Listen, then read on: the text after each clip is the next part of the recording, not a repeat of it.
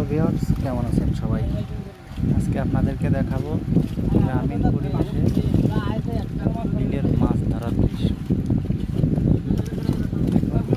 কত কত ছোট ছোট মাছ বিলের থেকে আমাদের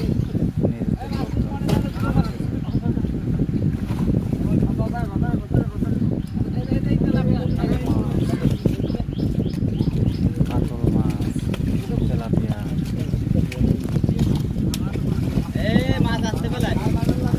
মরিঙ্গো মাছ, অনেক দেখতে থাকুন।